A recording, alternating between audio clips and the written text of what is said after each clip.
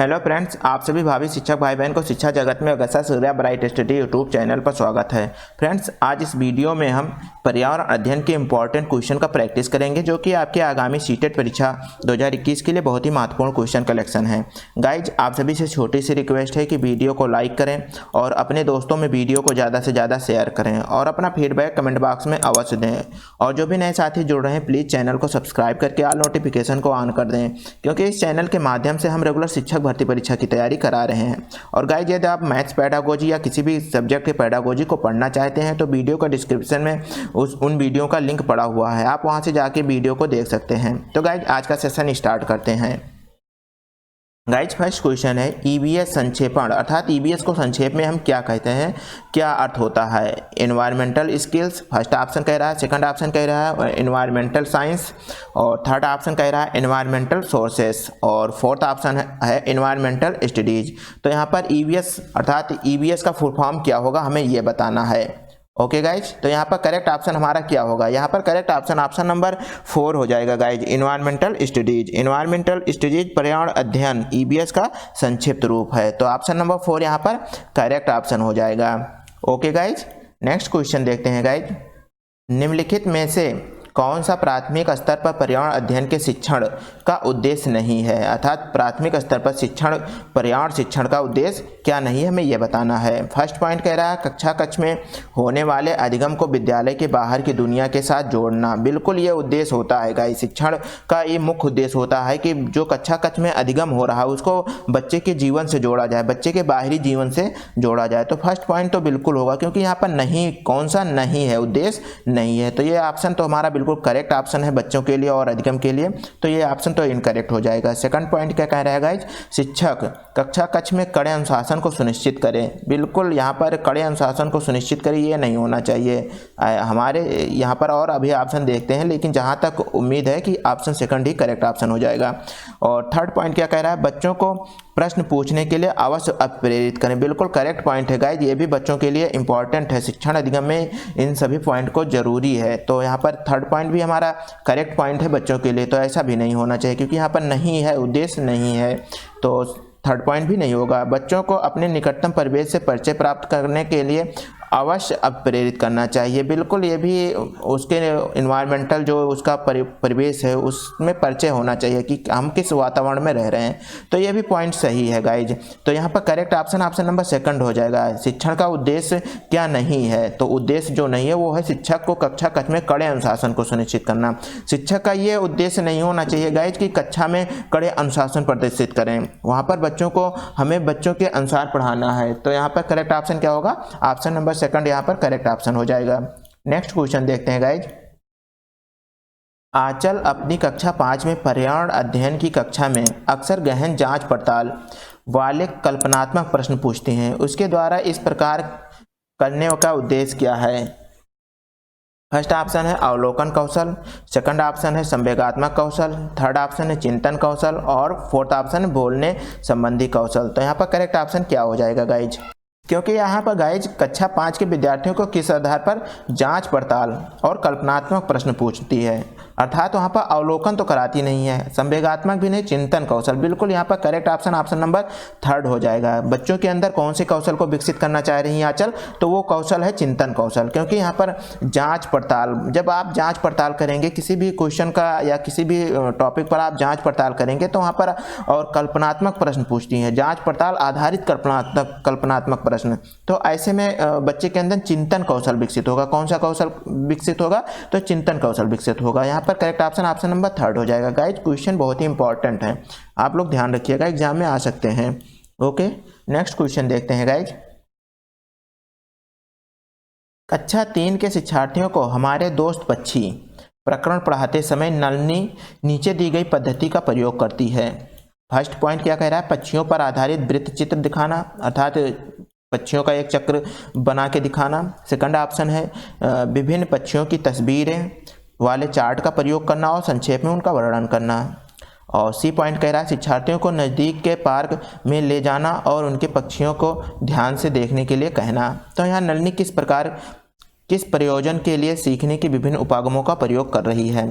First point है अग्निपाठ योजना का पालन कर रही हैं, अपनी यहाँ पर होगा गाइज अपनी पाठ योजना का पालन कर रही हैं। सेकंड पॉइंट है बहुबुद्धि वाले शिक्षार्थियों को विभिन्न आवश्यकताओं को पूरा करना, सही है। और थर्ड पॉइंट है दूसरे शिक्षकों और शिक्षार्थियों को प्रभावित करना। ऐसा नहीं है गाइस, दूसरे शिक्षक और शिक्षार्थियों को प्रभावित करने के लिए नलिनी ये सब पॉइंट ये कार्य नहीं कर रही है। तो यहाँ पर नलिनी का किया गया कार्य किस पॉइंट को सही बता रहा है। तो यहाँ पर शिक्षार्थियों को तर्क शक्ति का विकास करना, यहाँ पर तर्क शक्ति का विकास करने के लिए भी नहीं है गाइस यहाँ पर, क्योंकि शिक्षार्थियों को वृत्त चित्र दिखाती हैं और चार्ट पोस्टर में दिखाती हैं, उसके बाद में नज़दीक के पार्क में ले जाती हैं और उन पक्षियों को ध्यान से देखने के लिए कहती हैं। अर्थात नलिनी विद्यार्थियों को विभिन्न आवश्यकता को पूरा करना चाहती हैं। बहुबुद्धि वाले विद्यार्थियों अर्थात ऐसे विद्यार्थी जो मतलब जिनकी सोच अब बढ़ रही है, वो सोच रहे हैं कि ऐसे अच्छा ये चित्र ये पक्षी कैसे होते हैं, तो उनका ऐसी सोच को दिखाने के लिए अवलोकन के आधार पर दिखाने के लिए वहाँ पर करेक्ट ऑप्शन क्या होगा, बहुबुद्धि वाले शिक्षार्थियों की विभिन्न आवश्यकताओं, उनकी जो आवश्यकताएं उनके मन में जो विचार आ रहे हैं उनको पूरा करने के लिए ऐसा नलिनी कर रही है। तो यहाँ पर करेक्ट ऑप्शन क्या होगा, ऑप्शन नंबर सेकंड यहाँ पर करेक्ट ऑप्शन हो जाएगा। ओके गाइज, नेक्स्ट क्वेश्चन है गाइज, खेल जो हम खेलते हैं इस प्रकरण से शिक्षण में शिक्षार्थियों की अधिकतम भागीदारिता के लिए निम्न में से कौन सा शिक्षण युक्ति अधिक प्रभावी है। अर्थात यहाँ पर प्रकरण है खेल जो हम खेलते हैं, इसको पढ़ाने के लिए सबसे अच्छा कौन सा पॉइंट होगा हमें ये बताना है। शिक्षार्थियों को खेल के मैदान में ले जाना और अलग अलग खेल खिलाना, बिल्कुल सही पॉइंट है। विभिन्न खेलों के कार्ड बनाना और उन्हें शिक्षार्थियों को दिखाना, ये पॉइंट सबसे बेस्ट लग रहा है, उससे अच्छा ये बी पॉइंट तो नहीं है। उसके बाद में सी पॉइंट कह रहा है शिक्षार्थियों को भीतर और अंदर खेले जाने वाले विभिन्न खेलों के नाम याद करना रटना, ऐसा नहीं है गाइज, बिल्कुल इनकरेक्ट पॉइंट है। शिक्षार्थियों को टेलीविज़न पर खेल संबंधी कार्यक्रमों को देखने और उस पर आधारित सामान्य परियोजना कार्य बनाने के लिए कहना। गाइज क्योंकि हम प्राथमिक में बात कर रहे हैं, तो प्राथमिक में बच्चों को अगर खेल के मैदान में ले जाएंगे तो खेल के मैदान में बच्चे जाएंगे और अपनी खेल को प्रभावी ढंग से प्रयोग कर पाएंगे, खेल के विभिन्न तरीकों का यूज कर पाएंगे और वो यूज करने से उनको अधिकतम भागीदारिता का प्रभाव दिखाई पड़ेगा। और यहाँ पर क्योंकि हमें क्या दिखाना था, शिक्षार्थी के अधिकतम भागीदारिता, तो अधिकतम भागीदारिता जब ही होगा जब बच्चे खेल के मैदान में होंगे, खेल के मैदान में स्वयं खेलेंगे तभी उसकी भागीदारिता को हम देख सकेंगे और उस शिक्षण युक्ति को हम प्रयोग कर पाएंगे। तो यहाँ पर करेक्ट पॉइंट क्या होगा, ऑप्शन नंबर फर्स्ट यहाँ पर करेक्ट पॉइंट हो जाएगा।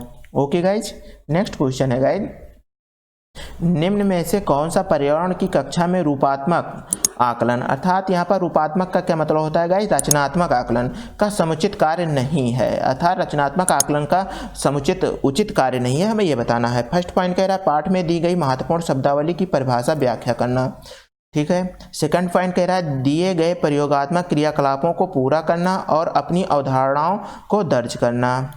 ओके, थर्ड पॉइंट दिए गए प्रयोगात्मक प्रारूप के चिन्हांकन वाले आरेख बनाना और जल प्रदूषण की हानियों के बारे में चर्चा करना, बिल्कुल यहाँ पर करेक्ट पॉइंट हो जाएगा ऑप्शन नंबर 4 गाइज, क्योंकि यहाँ पर देखिए यहाँ पर हमें रचनात्मक आकलन का समुचित कार्य नहीं है, समुचित कार्य नहीं है। तो बच्चों को हम जल प्रदूषण के बारे में चर्चा करना ये कोई रचनात्मक कार्य नहीं है। रचनात्मक कार्य जब कार्य को हम करेंगे उस पर हम अपनी प्रयोग कर रहे हैं या उसके पर उस टॉपिक पर कार्य कर रहे हैं तो वो तो रचनात्मक कार्य हो जाएगा। जैसे कि यहाँ पर 8 में दी गई महत्वपूर्ण शब्दावली की परिभाषा व्याख्या करना, तो ये भी एक रचना के अंतर्गत आएगा, लेकिन यहाँ पर जो दिए गए प्रयोगात्मक क्रियाकलाप को पूरा करना अर्थात प्रयोग कर रहा है, यहाँ पर प्रयोगात्मक प्रारूप का चिन्हांकन कर रहा है कि कहाँ पर क्या होना चाहिए, तो यहाँ पर इन सभी में एक रचनात्मक कार्य आ रहा है। जबकि जल प्रदूषण की हानियों के बारे में चर्चा करना, यहाँ चर्चा करने से कोई रचनात्मक कार्य नहीं हो रहा है, यहाँ पर चर्चा हो रहा है गाइस, एक दूसरे के आमने सामने चर्चा चल रहा है। तो यहाँ पर करेक्ट पॉइंट क्योंकि कौन सा समुचित कार्य नहीं है, तो नहीं कार्य वो है जो मतलब चर्चा के द्वारा हो रहा है, जल प्रदूषण की हानियों पर चर्चा करना। करेक्ट पॉइंट क्या होगा, ऑप्शन नंबर 4 करेक्ट पॉइंट हो जाएगा। ओके गाइज, नेक्स्ट क्वेश्चन देखते हैं गाइज, जीव जंतुओं पर आधारित पाठ को पढ़ाने के बाद शीतल कक्षा 4 के शिक्षार्थियों के चिड़ियाघर के भ्रमण का आयोजन करती है। ये शिक्षार्थियों की मदद करेगा। अर्थात जीव जंतु पाठ को पढ़ाने के बाद में शीतल शिक्षिका है तो वो अब बच्चों को चिड़ियाघर घुमाना चाह रही है। तो चिड़ियाघर घुमाने का कारण, आयोजन का मुख्य उद्देश्य क्या है, ये विद्यार्थियों को किस प्रकार से मदद करेगा, हमें ये बताना है गाइज। तो यहाँ पर फर्स्ट पॉइंट कह रहा है जीव जंतु संरक्षण के कौशलों को विकास करना। सेकंड पॉइंट कह रहा है दैनिक समय सारणी की चर्चा में बदलाव करना। ऐसा नहीं, दैनिक समय सारणी की चर्चा में बदलाव करना ऐसा नहीं है गाइज कि टाइम टेबल बदलने के कारण ये चिड़ियाघर घूमने जा रही है, ऐसा नहीं हम कह सकते हैं। थर्ड पॉइंट क्या कह रहा है, कक्षा कक्षीय अधिगम को वास्तविक जीवन के परिस्थितियों से जोड़ना। बिल्कुल सही पॉइंट है गाइज। और जीव जंतुओं को पालतू कैसे बनाया जाए, इसके प्रति संवेदनशील विकसित करना। पॉइंट सही है गाइज, लेकिन ये भी इंपॉर्टेंट पॉइंट नहीं है क्योंकि हमें इससे अच्छा पॉइंट हमें मिल चुका है। ऑप्शन नंबर थर्ड यहाँ पर बिल्कुल सही पॉइंट है जो कि छात्रों को कक्षा कक्षीय अधिगम को वास्तविक जीवन और परिस्थितियों के साथ जोड़ने का कार्य कर रहा है। अर्थात यहाँ पर हम कह सकते हैं guys option number third correct हो जाएगा क्योंकि छात्र ने जो कुछ भी अपनी पुस्तकों में पढ़ा है वे उसके बाहर की यात्रा के माध्यम से बेहतर तरीके से उसे जोड़कर और समझ सकते हैं। इस तरह से वे जानवरों को देखने के और उनके व्यवहार का निरीक्षण करने में सक्षम हो जाएंगे। वे जानवरों से संबंधित विभिन्न तथ्यों पुनर्जांच कर सकते हैं। जो भी हम उन्होंने अपनी पाठों में याद किया, पाठों में पढ़ा, किताबों में देखा है, उन सभी पॉइंट को वहाँ पर जाके अवलोकन कर सकेंगे। तो ये सबसे अच्छा पॉइंट होगा, अधिगम वास्तविक जीवन और परिस्थितियों के साथ जोड़ना। ये मुख्य कारण होगा चिड़ियाघर में ले जाने का। तो यहाँ पर करेक्ट पॉइंट क्या होगा, option number third correct point हो जाएगा। ओके गाइज, नेक्स्ट क्वेश्चन देखते हैं गाइज। शालिनी कक्षा 5 के शिक्षार्थियों को पोषण पर आधारित प्रकरण से परिचित कराना चाहती है। उन्हें क्या करना चाहिए? श्यामपट्ट पर पाचन तंत्र का आरेख बनाना चाहिए, पोषक तत्वों से भरपूर विभिन्न प्रकार के भोजन के उदाहरण देने चाहिए और विभिन्न प्रकार के भोजन को प्रदर्शित करने वाले चार्ट का प्रयोग करना चाहिए। और फोर्थ ऑप्शन कह रहा है शिक्षार्थियों से कहना चाहिए कि वे अपने टिफिन बॉक्स खोलें, उसके तत्वों का अवलोकन करें और उसके बाद में व्याख्या करनी चाहिए। शालिनी को क्या काम करना चाहिए? बच्चे को, क्योंकि ये कक्षा 5 प्राइमरी के बच्चे हैं, प्राथमिक के बच्चों को पोषण प्रकरण को समझाना है, तो इसके लिए सबसे बेस्ट ऑप्शन जो होगा जो ऑप्शन नंबर 4 होगा। क्योंकि यहाँ पर ऑप्शन नंबर 4 में क्या कह रहा है, शिक्षार्थियों को कहना चाहिए कि अपने टिफिन बॉक्स को खोलें। अर्थात बच्चे अपने क्रिया को करेंगे, करके सीखेंगे। अर्थात यहाँ पर बच्चों द्वारा अवलोकन किया जाएगा और वो अपने भोजन में कौन कौन से तत्व हैं उनको देखेंगे। अर्थात शिक्षक उसके बाद में उस भोजन के बारे में व्याख्या करेगा। तो इससे बच्चों के अंदर एक अलग प्रकार के गुण विकसित होगा। वो बच्चे अपने भोजन में कौन कौन से तत्व हैं, कौन कौन से कार्बोहाइड्रेट, वसा, प्रोटीन है, उसको समझ सकेंगे और उसके बाद में बच्चे उस पोषण को समझ जाएंगे। जबकि अगर हम यहाँ पर पाचन तंत्र का आरेख बनाएंगे और भरपूर भोजन उदाहरण देने से गाइज यहाँ पर कोई विशेष प्रभाव नहीं पड़ेगा। चार्ट, पोस्टर का प्रयोग करेंगे तो सही है पॉइंट, लेकिन यहाँ पर सबसे अच्छा क्योंकि बच्चे इसमें कार्यरत हैं। ऑप्शन 4 में बच्चे स्वयं कार्य कर रहे हैं, अपने भोजन को देख रहे हैं, उसके बाद में उनको उनके भोजन के बारे में पता चल रहा है तो उनके इंटरेस्ट भी बढ़ेगा कि हमारे भोजन में कौन कौन से तत्व मिल रहे हैं, हमें किस प्रकार के तत्व हम खा रहे हैं। तो यहाँ से करेक्ट ऑप्शन क्या होगा, ऑप्शन नंबर 4 करेक्ट ऑप्शन हो जाएगा। ओके गाइज, नेक्स्ट क्वेश्चन है गाइज। रश्मि को यह सिखाया जाता है कि वो प्रश्न पत्र बनाते समय निम्न चरण का अनुपालन करें। अर्थात पेपर को बनाते समय, प्रश्न पत्र पेपर तैयार करते समय कौन कौन से चरण किस प्रकार से होना चाहिए ये हमें बताना है। यहाँ पर फर्स्ट पॉइंट कह रहा है प्रश्न लिखना, सेकंड पॉइंट रूपरेखा या डिजाइन तैयार करना और थर्ड पॉइंट कह रहा है प्रश्न पत्र का संपादन करना और ब्लूप्रिंट, यहाँ पर ब्लूप्रिंट होगा गाइज, ब्लूप्रिंट तैयार करना। तो इनमें सही क्रम क्या होगा, हमें इन जो चरण है इनके सही क्रम क्या है हमें ये बताना है। तो गाइज जब प्रश्न पत्र बनाया जाता है, ऐसे क्वेश्चन गाइज एग्जाम में आए हुए हैं और बहुत ही महत्वपूर्ण क्वेश्चन कलेक्शन में से ये क्वेश्चन है। तो यहाँ पर सबसे पहले हम लोग फर्स्ट क्या करते हैं, रूपरेखा तैयार करते हैं। किसी भी पेपर को बनाते समय उसका रूपरेखा तैयार किया जाता है। सबसे पहले रूपरेखा तैयार करना, डिजाइन तैयार करना एक ही बात है। तो यहाँ पर करेक्ट पॉइंट सबसे पहले क्या होगा, हमारा फर्स्ट हो जाएगा रूपरेखा तैयार करना। उसके बाद में सेकंड पोजीशन पर हमारा ब्लूप्रिंट तैयार करना, अर्थात उसका कार्बन कॉपी, किस प्रकार से कार्बन तैयार किया जाएगा, ब्लूप्रिंट तैयार करना, ये सेकंड पॉइंट पर हो जाएगा। उसके बाद में थर्ड पॉइंट पर प्रश्न पत्र लिखना, प्रश्न को लिखना, ये थर्ड पर आ जाएगा। उसके बाद में सबसे लास्ट में पेपर को संपादित करना, प्रश्न पत्र को संपादित करना, यहाँ पर फोर्थ पॉइंट हो जाएगा। तो यहाँ पर करेक्ट पॉइंट क्या होगा गाइज, सबसे पहले सेकंड पॉइंट के बाद में फोर्थ पॉइंट, अर्थात सेकंड पॉइंट उसके बाद में फोर्थ पॉइंट, उसके बाद में फिर फर्स्ट पॉइंट, तीसरे पोजीशन पर फर्स्ट पॉइंट, उसके बाद में लास्ट में थर्ड पॉइंट। बिल्कुल correct option number second correct option हो जाएगा। ओके गाइज, नेक्स्ट क्वेश्चन देखते हैं गाइज। हरप्रीत अपने शिक्षार्थियों को ये सुझाव देना चाहती है कि पर्यावरण संरक्षण के लिए किस प्रकार एक व्यक्ति सबसे अच्छे संभावित तरीके से अपना योगदान दे सकता है, उनको सबसे बेहतर सुझाव हो सकता है। यहाँ पर हरप्रीत अपने बच्चों को ये दिखाना चाह रही है कि समझाना चाह रही है कि किस प्रकार से आप अपना स्वयं योगदान देकर पर्यावरण को सबसे अच्छे तरीके से पर्यावरण सुरक्षित रख सकते हैं। इन चार ऑप्शन में से सबसे बेस्ट कौन सा होगा, हरप्रीत बच्चों को देना चाहती हैं, जो बताना चाहती हैं। फर्स्ट पॉइंट कह रहा है आने जाने के लिए सार्वजनिक साधनों का प्रयोग करना, बिल्कुल सही पॉइंट है गाइज। और सेकंड पॉइंट, कार स्कूटर आज जैसे व्यक्तिगत वाहन ना रखें, ये भी सही पॉइंट है। लेकिन व्यक्तिगत वाहन यदि नहीं रखेंगे तो फिर आपको थोड़ी समस्या हो जाएगी, ऐसा नहीं, बिल्कुल नहीं रखें, तो ये पॉइंट उतना अच्छा नहीं है। घर से बाहर अक्सर आने जाने से बचना, अगर घर से बाहर आना जाना बचेंगे तो फिर आपके घर पर कौन आएगा गाइज, ऐसा भी, ये भी पॉइंट उतना अच्छा पॉइंट नहीं है। फालतू आने जाने से बचना अलग बात होता है, और आने जाने जब आपको आवश्यकता है तो आना जाना तो पड़ेगा ही, तो ऐसा नहीं है गाइज। और फोर्थ पॉइंट क्या कह रहा है, अपने व्यक्तिगत वाहन के इंजन की नियमित जांच करें, नियमित इंजन की जांच करेंगे तो वो भी पॉइंट सही है। लेकिन यहाँ पर सबसे अच्छा जो हमें लग रहा है गाइज वो ऑप्शन फर्स्ट लग रहा है। ऑप्शन फर्स्ट क्यों लग रहा है, क्योंकि आने जाने के लिए सार्वजनिक साधन का प्रयोग करें। सार्वजनिक साधन का प्रयोग जब हम करेंगे तो सार्वजनिक साधन जैसे गवर्नमेंटेड बस होती हैं, बस हैं, टैक्सी हैं, इनका प्रयोग करेंगे तो वहाँ पर अपनी गाड़ी लेकर अगर हम जा रहे हैं तो एक एनवायरनमेंट को हम खुद प्रदूषित कर रहे हैं, वैसे वहाँ पर सार्वजनिक साधन से जाएंगे तो वहाँ पर अधिक लोग कम गाड़ियों के साथ में चले जाएंगे। तो यहाँ पर करेक्ट ऑप्शन क्या होगा, option number first correct option हो जाएगा। ओके गाइज, नेक्स्ट क्वेश्चन देखते हैं गाइज। कक्षा 5 के शिक्षार्थियों में जिज्ञासा जागृत करने के लिए निम्न में से सबसे प्रभावी तरीका कौन सा है। अधिक हस्तपरक अनुभव प्रदान करना, हस्तपरक अनुभव अर्थात करके सीखने वाला अनुभव प्रदान करना। सेकंड पॉइंट है लिखित कार्य में उन्हें अधिक अभ्यास देना। और थर्ड पॉइंट अक्सर इकाई परीक्षणों का आयोजन करना। और फोर्थ पॉइंट है गहन जांचपरक और कल्पनात्मक प्रश्न पूछना। तो यहाँ कक्षा 5 के जिज्ञासा जागृत करने के लिए गाइज आप जब बच्चों को गहन जांचपरक और कल्पनात्मक प्रश्न देंगे, कल्पनात्मक प्रश्न जब आप बच्चे को देंगे, जांचपरक यहाँ पर गहन जांचपरक का ये मतलब है कि उस पर रिसर्च करते रहेंगे बच्चे, शोध करें, खुद बच्चे सोचें अरे ये कैसे हो गया, चिंतन करें, अर्थात यहाँ पर चिंतन इसका लॉजिक होगा। चिंतन के द्वारा, कल्पना के द्वारा बच्चे से ऐसे प्रश्न पूछा है जिसमें बच्चों की चिंतन शक्ति बढ़े, कल्पना शक्ति बढ़े, तो ऐसे में उनके अंदर जिज्ञासा अधिक बढ़ेगी, क्योंकि जिज्ञासा बढ़ेगी तभी चिंतन और कल्पना शक्ति बढ़ेगी, अर्थात ये सब एक दूसरे के समानुपात में चलेंगे। तो यहाँ पर करेक्ट ऑप्शन क्या होगा, ऑप्शन नंबर 4 करेक्ट ऑप्शन हो जाएगा। ओके गाइज, नेक्स्ट क्वेश्चन देखते हैं गाइज।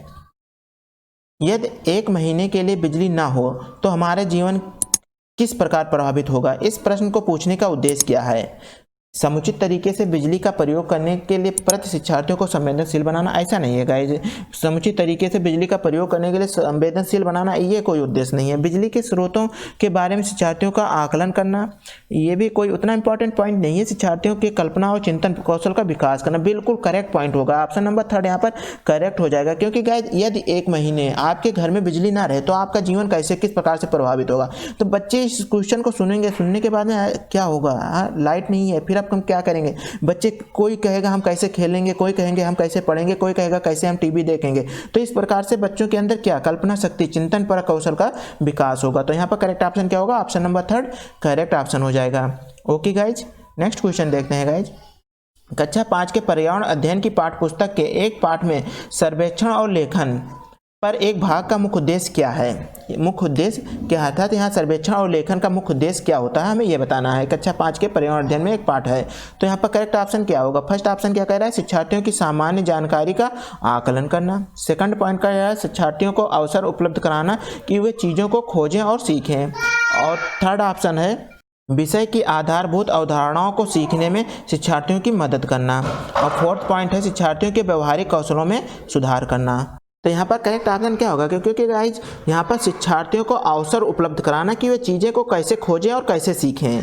यहाँ पर क्योंकि सर्वेक्षण करेंगे बच्चे और उसके बाद में उसका लेखन करेंगे, अर्थात यहाँ पर करेक्ट पॉइंट हमारा ऑप्शन सेकंड हो जाएगा। शिक्षार्थियों अवसर उपलब्ध कराना, शिक्षार्थियों को अवसर उपलब्ध कराना कि वो चीज़ों को कैसे खोजेंगे और उससे क्या क्या सीख सकते हैं। अर्थात यहाँ पर हम कह सकते हैं कि सर्वेक्षण और लेखन का उद्देश्य छात्रों को पता चलने के साथ साथ जानने का एक अवसर है। ये विधि सीखने को प्रभावी और अस्थायी बनाने के लिए कारगर होता है। तो यहाँ पर सर्वेक्षण और खोजें ये विधि गाइज बच्चों को सीखने में बहुत ही कारगर होता है। तो यहाँ पर करेक्ट पॉइंट क्या होगा? Option number third, option number second correct point हो जाएगा। ओके गाइज, नेक्स्ट क्वेश्चन देखते हैं guys.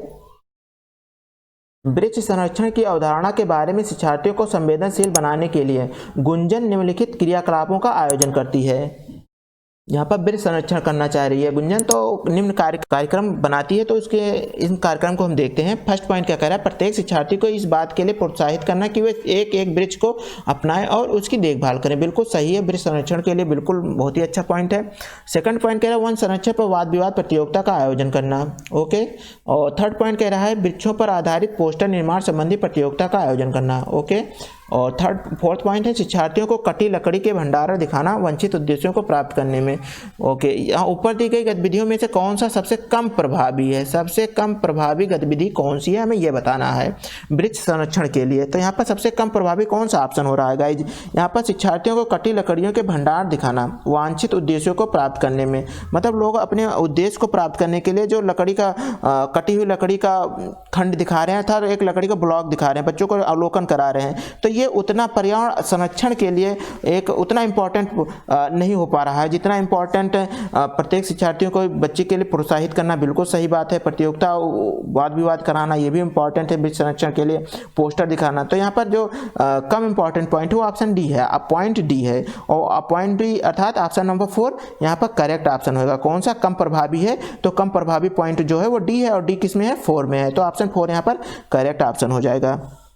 Okay guys, next question है गाइज, कक्षा 5 के शिक्षार्थियों को यदि ये समाप्त हो जाए पाठ पढ़ाने के बाद शिला प्रकरण के बारे में शिक्षार्थियों की समझ के स्तर के बारे में जानने के लिए एक परीक्षण प्रशासित करती है। अर्थात पहले प्रकरण पढ़ाती है कि यदि यह समाप्त हो जाए, उसके बाद में उसी पर आधारित कुछ प्रश्न करती है, प्रश्न तैयार करती है। उससे यह जानकर आश्चर्य होता है कि एक बड़ी संख्या में शिक्षार्थी संबंधित अवधारणा को नहीं समझ पाए। इसका प्रमुख कारण क्या हो सकता है? अर्थात प्रश्न करने के बाद में उस प्रश्न का जो आंसर आता है वो गलत आता है। तो इस प्रकार से वो सोचती है कि ये क्या कारण हो सकता है कि बच्चे समझ नहीं पाए हैं, इस हमारे जो प्रकरण था इसको बच्चे नहीं समझे, इसका कारण क्या हो सकता है? तो हमें इन ऑप्शन में से बताना है। फर्स्ट पॉइंट कह रहा है उसने प्रकरण को पढ़ाने के लिए सही पद्धति का प्रयोग नहीं किया। बिल्कुल करेक्ट पॉइंट होगा गाइज। यहाँ पर सेकंड पॉइंट शिक्षार्थियों को संज्ञानात्मक स्तर अच्छा नहीं है, ऐसा नहीं कह सकते हैं। ये प्रकरण पाठ्य पुस्तक में शामिल किए जाने योग्य, ऐसा ये भी पॉइंट इनकरेक्ट होगा। शिक्षार्थियों को यह प्रकरण रोचक नहीं लगा, यहाँ पर करेक्ट पॉइंट, क्योंकि हमने जिस विधि से हमने प्रयोग किया बच्चों को पढ़ाने के लिए, जिस विधि का प्रयोग किया वो विधि हमारी अच्छी नहीं थी, क्योंकि अधिकतम बच्चों को ये प्रकरण समझ में नहीं आया, शिक्षार्थियों को संबंधित अवधारणा को समझ नहीं पाए हैं। अर्थात जो बच्चे हैं ये अधिकतम बच्चों ने इस अवधारणा को नहीं समझ सका है। तो नहीं समझ सकने के कारण क्या है? तो वो मैंने जो पद्धति का प्रयोग किया, अर्थात यहाँ पर जो शिक्षक ने शीला ने जो पद्धति प्रयोग किया है वो पद्धति सही नहीं था, इसलिए बच्चे नहीं समझ सके हैं। तो यहाँ पर करेक्ट पॉइंट क्या होगा? Option number first correct point हो जाएगा। Okay guys,